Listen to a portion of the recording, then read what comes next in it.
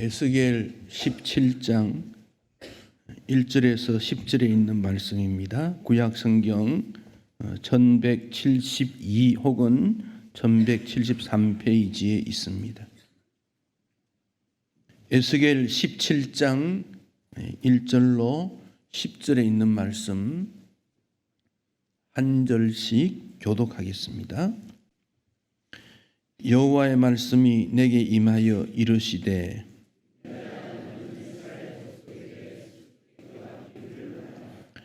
여호와께서 이같이 말씀하여 이르시되 색깔이 화려하고 날개가 크고 깃이 길고 털이 숱한 큰 독수리가 레바논에 이르러 백향목 높은 가지를 꺾되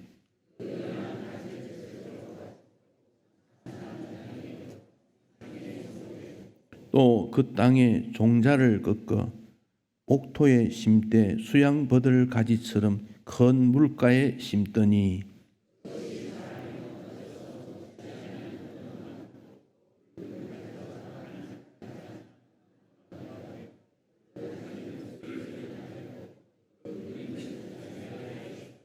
또 날개가 크고 털이 많은 큰 독수리 하나가 있었는데 그 포도나무가 이 독수리에게 물을 받으려고 그 심어진 두둑에 있어 그를 향하여 뿌리가 뻗고 가지가 퍼졌도다.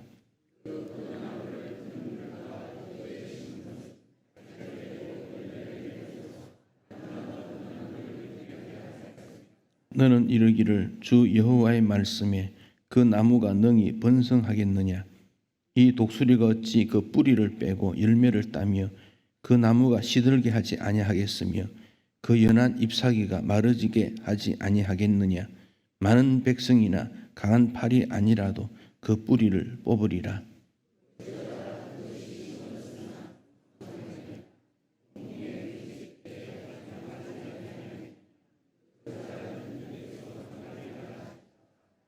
아멘. 에스겔 14장 우리가 읽어보았던 내용에서 보면 장로 두어 사람이 에스겔에게 찾아온 적이 있습니다. 그 장로는 예루살렘에 있었던 자인지 포로 중에 있었던 자인지는 분명하지 못하나 시대적으로 거짓 선지자의 거짓 예언을 통해서 그 내용이 사실일까 아닐까 의문을 가지고 에스겔에게 찾아온 겁니다. 에스겔을 통해서 하나님의 진리를 알기를 원했기 때문에 찾아온 것이지요. 시기적으로는 에스겔이 포로로 잡혀간 지 7년 되던 때고 시드기야 왕이 된 지 6년 되던 때입니다. 또 역사적으로 보면 그때로부터 3년 뒤에 바빌론에 의해서 유다가 완전히 멸망을 하게 됩니다. 하나님께서 그들에게 대답을 하지 않습니다. 하나님의 뜻을 묻고 질문을 던졌는데 대답을 하지 않습니다. 답답하지 않습니까? 왜 대답하지 않을까요? 이미 하나님께서는 모세를 통해서 해답을 주었기 때문에 그렇습니다. 또 하나는 그들은 이미 알고 있지만 두 세계를 동시에 취하려고 하는 삶을 살았습니다. 즉 하나님으로부터 은혜도 받고 세상으로부터도 유익을 얻겠다. 둘 다 원했던 겁니다. 하나님께서 원하는 건 뭐겠습니까? 세상으로부터 주어지는 그런 일들은 중요한 것이 아니다. 세상에 살아가는 방편이 다르고 삶의 목적이 있을지라도 이것은 하나님의 나라를 이루는 부분적이요 방편이지 이것을 목적으로 하면 안 되고 하나님의 나라가 목적이어야 된다.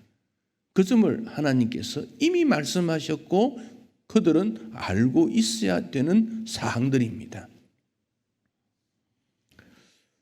신앙생활에 있어서의 기도는 참 중요하지요. 우리가 늘 기도 생활을 하는데 기도가 왜 응답되지 않을까요? 신앙생활은 즐거운 일인데 왜 우리 마음에서 기쁨이 자꾸 일어나지 않고 자꾸 어두워질까요? 그 이유는 하나님의 뜻과 말씀 속에 우리의 기도가 연결되지 못한 무언가가 있기 때문이지요. 부모가 자녀를 기를 때 자녀가 어떤 상태에 있는지를 부모는 잘 압니다. 그럼 자녀가 부모에게 이것 해주시오 저거 해주시오 요청하게 될 때 부모는 어떤 경우에는 들어주는데 어떤 경우에는 들어주지 않습니다. 왜 안 들어줍니까? 무엇이 중요하고 먼저 해야 되는지를 부모는 알기 때문에 그렇습니다. 자녀가 생각할 때 나에게는 이것이 정말 필요해요 라고 요청하지만 부모가 볼 때는 그것보다 더 중요한 것이 있다고 판단될 때는 더 중요한 것을 제시하거나 혹은 찾기를 원하는 것이지 자녀가 해달라고 해서 다 해주는 거 아니지 않습니까?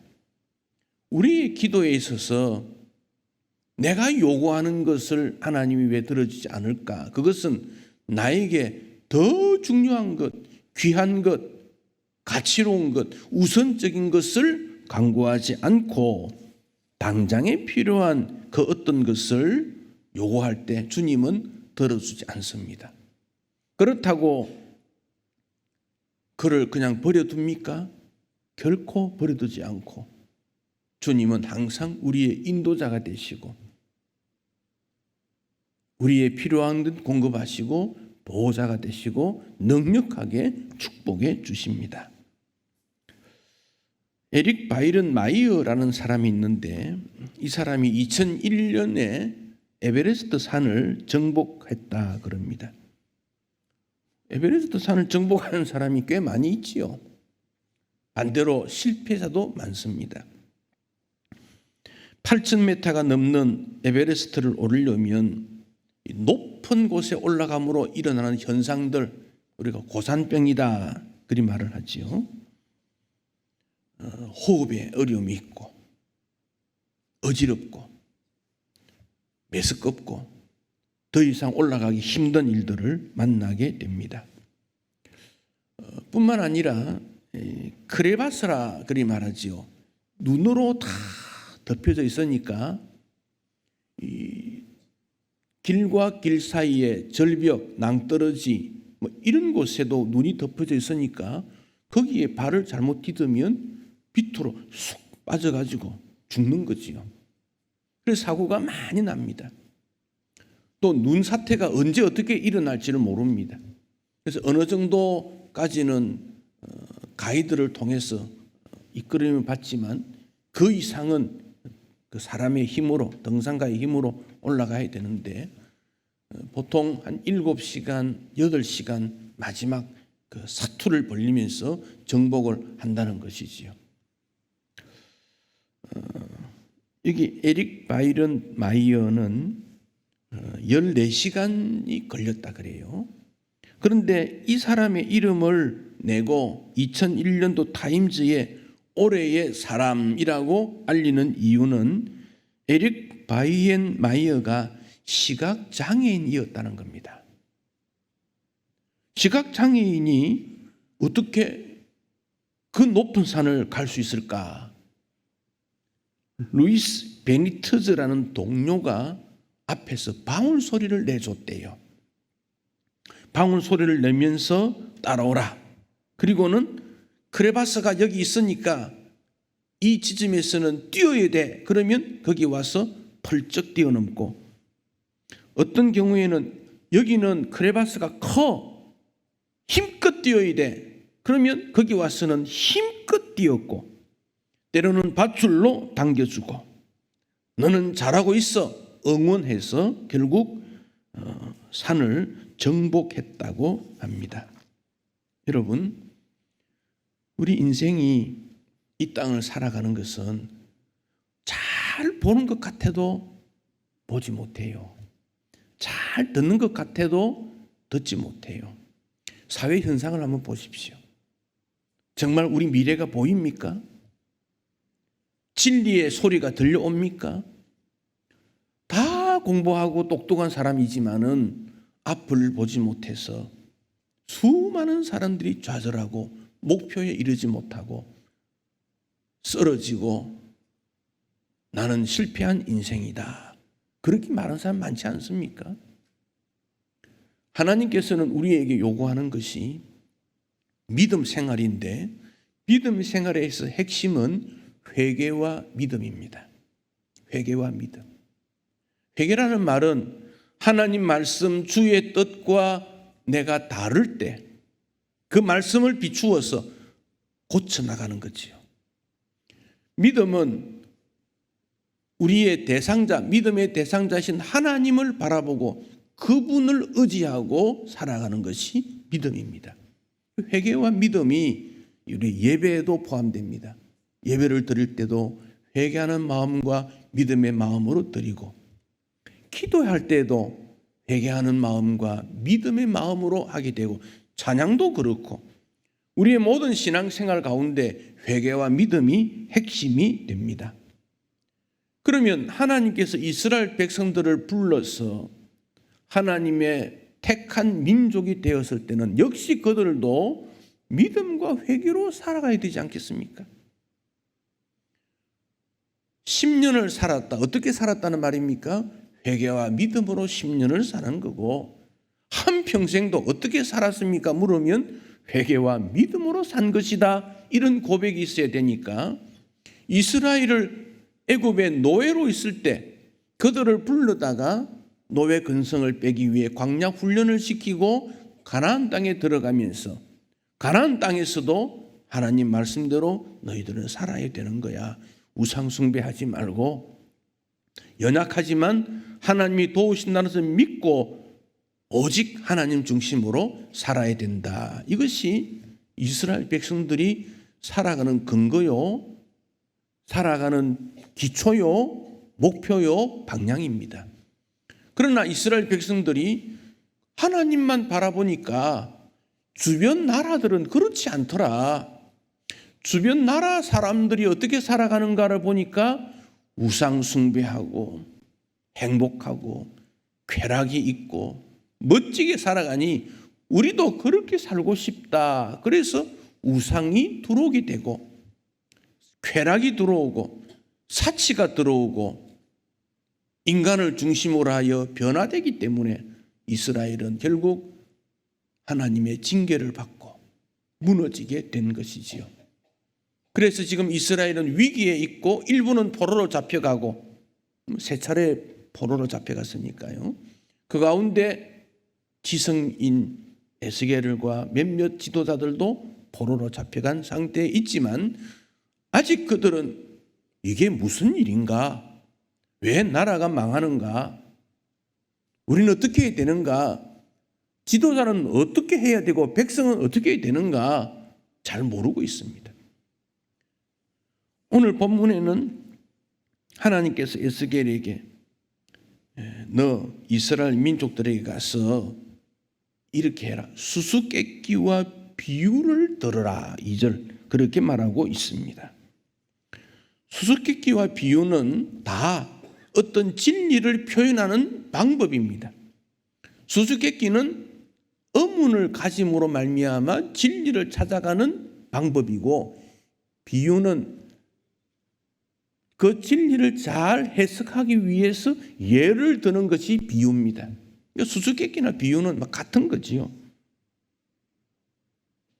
우리가 읽은 대로 독수리가 둘 나옵니다. 3절에도 큰 독수리가 나오지요. 7절에도 또 큰 독수리, 그러니까 독수리가 둘 나와요. 그리고는 백향목 이라고 했죠. 백향목, 또 포도나무 이런 말들이 나옵니다. 이것은 이스라엘을 표현하는 비유지요. 수수께끼입니다. 자, 이렇습니다. 자, 독수리가 있다. 3절에 보면 색깔이 화려하고 날개가 크고 깃이 길고 털이 숱한 큰 독수리가 나왔습니다. 7절에도 보면 날개가 크고 털이 많은 큰 독수리가 나왔습니다. 자, 이건 뭘 말하는가? 여러분, 독수리는 나는 짐승 중에 최고라 그러지요. 만약에 참새나 비둘기 그러면 우리는 친근미가 있고 두려워하지 않을 거예요. 참새 500마리 두려워하겠습니까? 참새 500마리는 두려워하지 않아요. 참새 1000마리가 있어도 두려워하지 않아요. 그러나 독수리는 한 마리만 있어도 두렵습니다. 독수리가 날개를 촥 펴고 우리를 향하여 더벅더벅 걸어온다면 여러분 어떻게 했습니까? 도망을 가든지 숨든지 그러지 않겠습니까? 뭔가 모르는 강한 어떤 힘이 있다 그 말이지요. 수수께끼와 비유라 그랬지요. 여기 독수리는 그 당시에 이집트, 애굽, 또 하나는 바벨론을 말합니다. 그들은 크고 화려하고 멋있고 사람들에게 무언가를 주겠다 하는 모습으로 등장된 것입니다. 그런데 백향목 높은 가지를 꺾었다. 이 독수리가 백향목 높은 가지를 꺾었다. 그 가지는 높은 가지 끝에 있는 거 연한 가지지요. 꺾었다. 그래서 4절에 보면 장사하는 땅에 상인의 성읍에 두고 종자를 꺾고 옥토로 삼고 수양버들 가지처럼 물가에 심었다.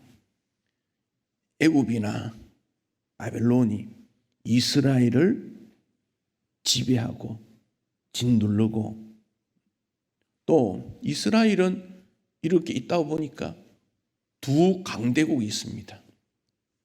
아프리카 북쪽에 있는 이집트, 이스라엘에서 볼 때는 남쪽입니다.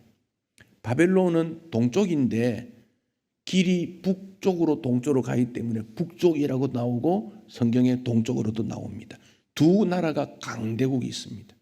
이 두 나라가 싸우는 거예요. 패권 전쟁을 하는 거예요. 거기 이스라엘이 끼어 있습니다. 그 이스라엘은 어떻게 될지 모르는 거예요. 그래서 왕들이 바뀔 때 어떤 왕은 이집트에게 도움을 청하고 어떤 왕은 바벨론에게 도움을 청하는 겁니다. 하나님께서 원하는 건 뭡니까? 이집트도 아니고 바벨론도 아니고 오직 여호와 하나님이시다. 그걸 말합니다. 여러분, 우리가 이 땅을 살아가는 삶의 근거는 뭡니까? 돈입니까? 명예입니까? 출세입니까? 지식입니까? 건강입니까? 외모입니까? 이런 모든 것들은 하나예요. 결국 세상의 그 무엇으로 살아가겠다는 그런 것들이 분류가 되고 나에게 있는 것을 하나 추구하는 거기에 불과한 것이지요. 그것은 한 방편은 될지 모르지만 목적은 아니다. 그것을 중심으로 살아서는 안 된다. 이 교훈이 이스라엘 역사에서 나타나는 하나님의 교훈입니다. 자본주의라고 하는 독수리가 있어요. 미국이란 나라가 또 상징이 독수리 아닙니까? 그걸 가지고 온 세계를 지금 이렇게 저렇게 하고 있지 않습니까?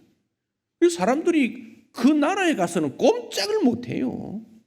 어떻게 하면 거기 가서 물건 좀 팔고 도움을 받고 그렇게 살까? 그래서 사람들이 아메리칸들이 미국에 가면 산다. 어떻게 하든지 미국에 가자. 그러지 않습니까? 또 어떤 큰 독수리는 아니야. 평등이야 이것은. 분배야. 모두에게 똑같은 거야. 높고 낮음이 없어. 있는 것을 가지고 와서 없는 사람 나누어 주고 그렇게 되는 거야.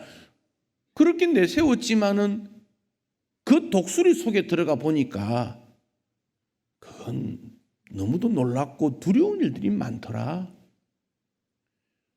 그런 것만 있겠습니까? 그 외에도 그런 독수리가 많이 있더라는 거예요. 여러분, 독수리의 특징은 죽은 짐승의 시체를 뜯어먹는 게 독수리예요. 동물의 세계나 보면 죽은 짐승이 이렇게 있으면 독수들이 와 몰려가지고 서로 뜯어먹고 그러지 않습니까? 그리고 이 세상은 누군가가 쓰러지고 죽으면 누군가가 사는 그런 세상 아닌가? 권력 투쟁이다. 우리에게 무슨 힘이 있나? 힘을 기르자. 어떻게 해야 되는가? 참 그런 세상으로 돌아가고 있습니다. 이스라엘 시대나 지금 시대나 다를 것 하나도 없지요. 그런데 하나님께서는 하나님의 사랑하는 백성 아브라함을 부르고 이삭, 야곱, 모세를 통한 12지파 이들을 다 불렀을 때는 너희들이 독수가 되라 그렇게 하지 않습니다. 너희들은 하나님 말씀대로 살아야 된다. 왜? 이 땅의 삶은 지나가는 과정이지 영원한 것이 아니다. 인생은 영원한 세상이 있다. 그것을 시범적으로 보여주는 것이 이스라엘인 거 아닙니까? 그래서 이스라엘은 하나님을 깃발로 내세우고 그 하나님의 치료를 받고 그 하나님의 말씀을 가지고 그 하나님의 뜻을 이루려는 일을 위해 이스라엘을 선택했지요. 너희들이 하나님의 말씀대로 살면 온 세계에 뛰어난 민족이 되게 할 것이다. 왕을 중심으로 하지 마라. 세상 그 무엇을 중심하지 마라. 하나님을 중심해라. 그게 이스라엘 아닙니까? 그래서 그들을 물가에 땅이 좋지 않는 곳에 땅을 다 조성해서 심어서 열매를 원했지요. 그것이 포도나무지요. 포도나무는 볼 게 뭐 있습니까? 땔감밖에 할 게 없다는 거지요. 그러나 열매를 맺음으로 사람들을 기쁘게 하듯이 오늘 우리가 보여줄 게 없고 가진 것 없지만 하나님 말씀대로 살면 포도나무의 열매처럼 무성하게 열매를 맺었어. 요셉처럼 담을 뛰어넘는 나무가 되고 많은 사람에게 유익과 즐거움을 주고 궁극적으로 하나님 앞에 기쁨이 되는 것이지요. 이스라엘 백성들은 그 일을 하지 못하게 되자 하나님께서는 열매 맺지 못한 가지는 제거하고 다시 시작하겠다는 겁니다. 집을 부수고 마을을 새롭게 하고 우리 한국은 그런 게 많지 않습니까? 재건축, 재개발. 거기 가면 벽에 아름답게 칠을 했던 그런 것도 철거하면 다 없어집니다. 아이가 자랄 때 일기를 남겨서 매일 기쁘게 사는 것을 엄마가 보면서 이 일기장은 어른이 되면 줘야지 갖고 있다가 이사 갈 때 되면 버립니다. 왜? 더 좋은 그 무엇이 있으니까. 그래서 이사를 가고 난 그 현장에는 가보면 내가 좋다고 했던 것, 가치 있는 게 다 버려져 있습니다. 왜 그렇습니까? 더 좋은 가치로운 것이 있기 때문에 그렇지요. 예루살렘 성전보다 더 가치롭고 중요한 것, 하나님 말씀, 하나님의 영광. 주님은 그것을 위해 포로로 그들을 보내었어. 70년 지난 다음 다시 하나님 중심으로 그들을 회복시켜 주시겠다. 이게 에스겔을 향한 하나님의 약속이지요. 에스겔 17장 22절을 보겠습니다.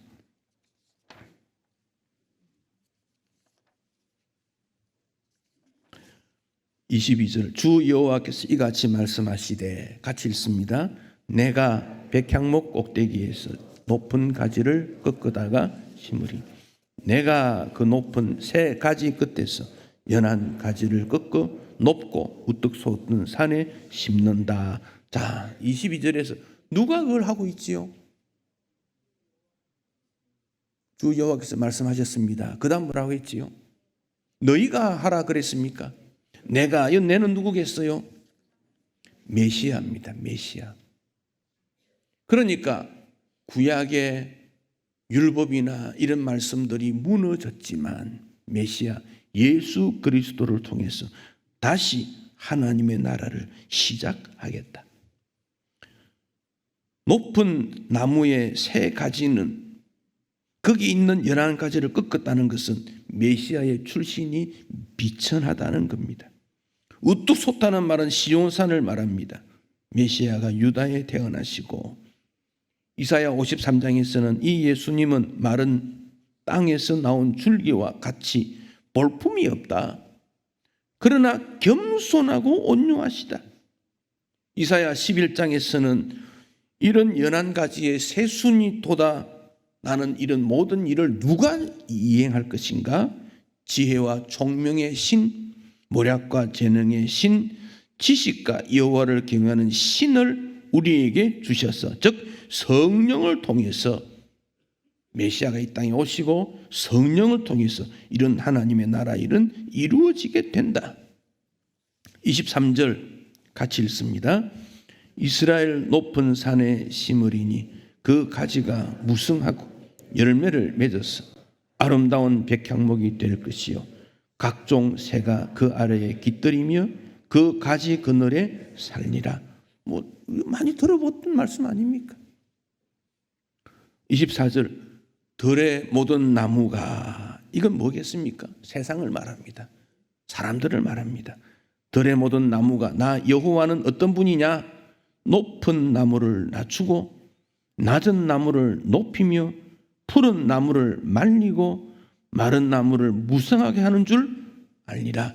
우리 하나님은 창조주이시고 세상을 이끌어가는 섭리자이시고 그분이 세상의 주관자이심을 모든 나라들, 모든 백성은 알게 될 것이다. 이미 여러분은 그 사실 알고 있지 않습니까? 그래서 예배자로 나온 거 아닙니까? 그러므로 여러분은 행복한 자이고 두려워할 필요가 없는 거예요. 나라가 혼란하다. 그 가본 사람도 많대요. 가서 뭐 한단 말입니까?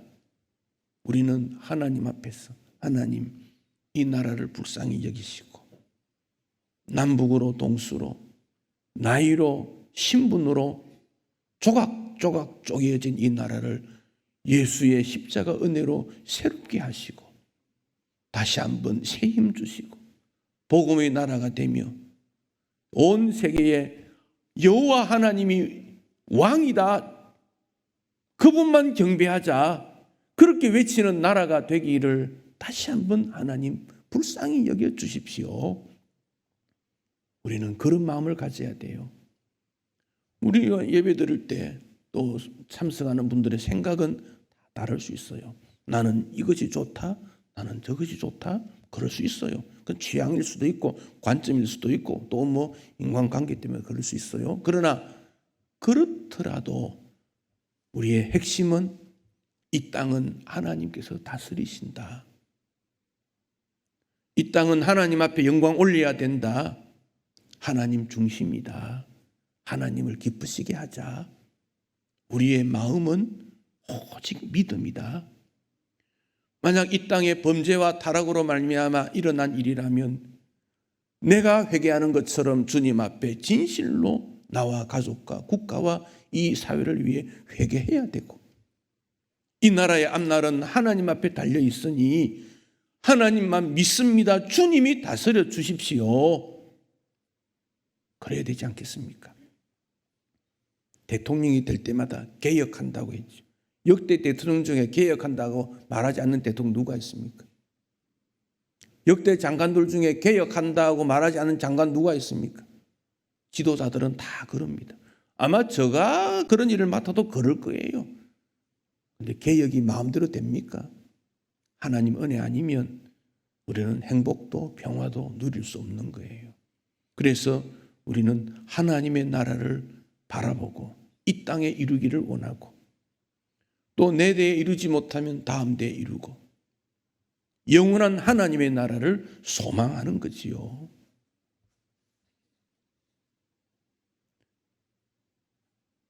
하나님께서는 높은 나무를 낮추고 교만한 사람, 큰 나라, 큰 어떤 세력 낮추고 낮은 나무를 높이고 힘없고 연약하지만 하나님 믿고 섬기는 사람은 높여주시고,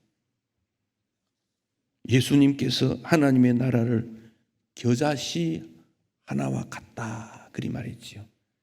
겨자씨는 가장 작은 씨이지만은 무성하게 자라는 성격이 있고, 그 그늘에 각종 새들이, 새라는 말은 정처 없이 떠돌아다니는 존재들을 말합니다. 그들이 와서 그늘에 쉬게 된다. 생명을 이어가는 것이다. 그런 것입니다. 문제는 그 겨자씨가 생명이 있는 겨자씨여야 되고, 우리 주님이 이미 오셔서 십자가에서 모든 것을 이루어 주셨음을 믿기 때문에 다시 주님이 이 땅에 오실 때는 하나님의 왕국, 하나님의 나라가 분명히 이루어질 거야. 비록 지금 고통이 있고 갈등이 있고 어떻게 살까 고민이 되고 무엇을 해야 될지 우왕좌왕 방황하지만, 하나님이 주 되신 나라, 그 나라를 바라보고 그 나라를 사모하는 자에게는 하나님께서 다스려 주신다. 나도 아니고 너도 아니고 우리도 아니고 하나님이시다. 그 하나님의 영광 되기를 소망하는 일이지요. 여러분, 그 나라에서 우리는 영원토록 살게 될 것을 우리 주님이 약속하셨어요. 도토리 기적이라는 말이 있지 않습니까? 사람의 능력이나 판단이나 지혜나 도토리 기적이지요.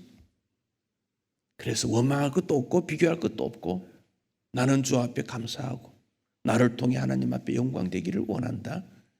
부자도 가난한 자도 똑같이 약 먹는 거 똑같고, 부자도 죽고 가난한 사람도 죽고, 다 그렇게 되는 세상에서 어떻게 행복하고 평화롭게 누릴 수 있느냐? 하나님 중심이다. 그래서 의인은 어떻게 사느냐 물으니까 바울이 의인은 믿음으로 사는 거다. 우리는 믿음으로 사는 거다. 지금까지 믿음으로 살아왔고 앞으로도 믿음으로 사는 거다. 지난 50년도 그렇고 앞으로 50년도 그렇다. 우리는 이런 고백을 주님 앞에 올려드리고 하나님 앞에 감사 영광 올려드리는 일입니다. 여러분의 삶을 통해서 하나님 앞에 영광 되시기를 축복합니다.